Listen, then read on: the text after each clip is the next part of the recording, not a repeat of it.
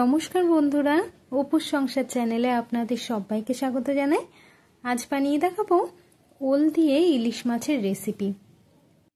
গরম ভাতের সাথে এই মাছের ঝোল একদম জমে যাবে।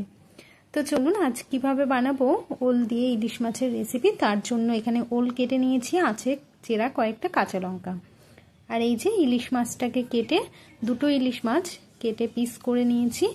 এবার কড়াইটা খুব ভালো করে গরম করে তার মধ্যে দিয়ে দিয়েছি সর্ষের তেল। পরিমাণ মতো সর্ষের তেল দিয়ে একে একে নুন হলুদ মাখানো ইলিশ মাছগুলো দিয়ে দিচ্ছি তেলের মধ্যে। তারপর যখন মাছগুলো এক পিঠ ভাজা হয়ে যাবে তখন এভাবে কিন্তু সমস্ত মাছগুলোকে উল্টে দেব। উল্টে অপর পিঠটাও খুব ভালো করে ভেজে তুলে নেব। তো দেখুন মাছগুলো কিন্তু খুব সুন্দর ভাজা হয়ে গেছে। ইলিশ মাছ কিন্তু এখানে খুব বেশি ভাজার দরকার হয় না, হালকা ভাজা করলেই কিন্তু খেতে ভালো লাগে। তো মাছগুলো ভেজে তুলে নিয়েছি। এবার ওই তেলের থেকে অল্প কিছুটা তেল কিন্তু আমরা তুলে নেব, এইটা কিন্তু লাস্টে দেওয়ার জন্য। তো তেলটা তুলে নেওয়ার পর দিয়ে দিচ্ছি কালো জিরে ফোড়ন। ফোড়নটা যখন একটু ভাজা হয়ে আসবে তখনই কিন্তু এর মধ্যে দিয়ে দেব কেটে ধুয়ে রাখা ওল। আর ওলটা কিন্তু এটা লাল ছিল, তো ভাবছিলাম হয়তো ওলটা খুব ভালো সিদ্ধ হবে না, কিন্তু ওলটা কিন্তু দারুণ সিদ্ধ হয়েছিল। তো ওলটা দেওয়ার পর একটু নাড়াচাড়া করে এর মধ্যে দিয়ে দেব পরিমাণ মতো হলুদ।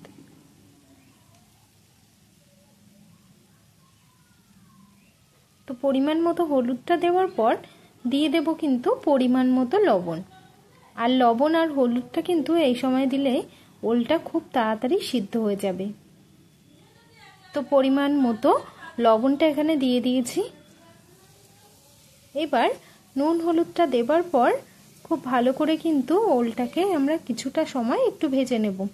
ওলটা কিন্তু খুব লাল করে ভাজতে যাবেন না, তাহলে কিন্তু সিদ্ধ হতে একটু টাইম লাগবে। ওলটা কিন্তু হালকা এভাবে ভেজে নেব।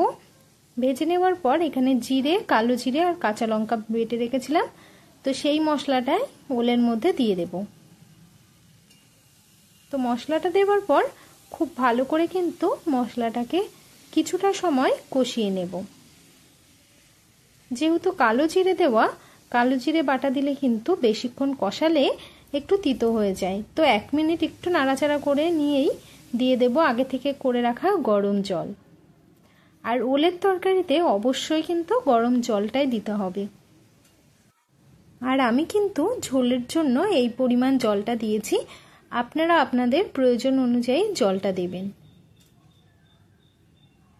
তো এখানে গরম জলটা দেওয়ার পর একটু নাড়াচাড়া করে নিলাম। এবার একটা থালার সাহায্যে তরকারিটাকে কিন্তু ঢাকা দিয়ে দিচ্ছি। তো তরকারিটাকে খুব ভালো করে কিন্তু হাই ফ্লেমে ফুটিয়ে নেবার পর ঢাকনাটা তুলে নেব। তারপর তরকারিটাকে কিন্তু একটু নাড়াচাড়া করে নেব আর দেখে নেব ওলটা কেমন সিদ্ধ হয়েছে। তো দেখতেই পাচ্ছেন ওলটা কিন্তু একটু সিদ্ধ হতে বাকি আছে। তো খুব ভালো করে কিন্তু আরও কিছুটা সময় তরকারিটাকে একটু ফুটিয়ে নেব, নিলেই সিদ্ধ হয়ে যাবে। তো দেখুন তরকারিটা কিন্তু এখানে জাল হয়ে এসছে, মানে তরকারিটা আর একটুখানি ফুটলেই রেডি হয়ে যাবে। তো এই সময়ে দিয়ে দিচ্ছি ভেজে রাখা ইলিশ মাছ। আর এইরকম কম তেল মশলার রান্না যদি আপনারা আরও দেখতে চান তাহলে চ্যানেলটি ঘুরে দেখে আসতে পারেন। ভালো লাগলে চ্যানেলটিকে সাবস্ক্রাইব করে পাশে থাকার অনুরোধ রইল। আর নতুন ও পুরনো সকল বন্ধুদেরকে অসংখ্য ধন্যবাদ ভিডিওটি দেখার জন্য। তো মাছগুলো দেওয়ার পর খুব ভালো করে কিন্তু এই তরকারিটাকে একটু নাড়াচাড়া করে নিচ্ছি। আর মাছগুলো কিন্তু দেওয়ার পরপরই ঝোলটাকে একটু নাড়াচাড়া করে নিতে হবে, তাহলে কিন্তু মাছগুলো ভেঙে যাবে না। যেহেতু ইলিশ মাছ খুবই নরম হয়, তো তার জন্য হালকাভাবে একটু তরকারিটাকে নাড়াচাড়া করে নিচ্ছি।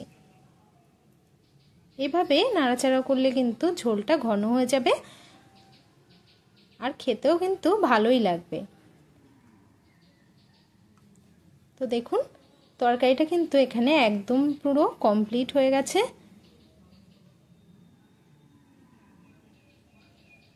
এই পর্যায়ে দিয়ে দেব আগে থেকে তুলে রাখা সর্ষের তেল। মাছ ভাজার যে তেলটা ছিল সেই তেলটাই কিন্তু এখানে আমি দিয়ে দিচ্ছি। তো এই তেলটা দিয়ে তারপরে কিন্তু আবারও একটু তরকারিটাকে নেড়ে চেড়ে নিলাম। এবার দেখুন ওই তেলটা কত সুন্দর উপর থেকে ভেসে উঠেছে। এটার জন্য কিন্তু তরকারিটার আরও দ্বিগুণ স্বাদ বেড়ে যাবে। তো এভাবেই আরও 1 মিনিট খুব ভালো করে ফুটিয়ে নামিয়ে নিলেই রেডি হয়ে যাবে ওল দিয়ে ইলিশ মাছের রেসিপি। আপনারা অবশ্যই কিন্তু এভাবে বাড়িতে ট্রাই করবেন। আশা করি আপনাদের ভালো লাগবে। ভালো লাগলে লাইক, কমেন্ট, শেয়ার করে দেওয়ার অনুরোধ রইল। আজ এই পর্যন্ত, দেখা হবে নতুন কোনো ভিডিওর সাথে। ততক্ষণ সবাই ভালো থাকবেন, সুস্থ থাকবেন। ধন্যবাদ।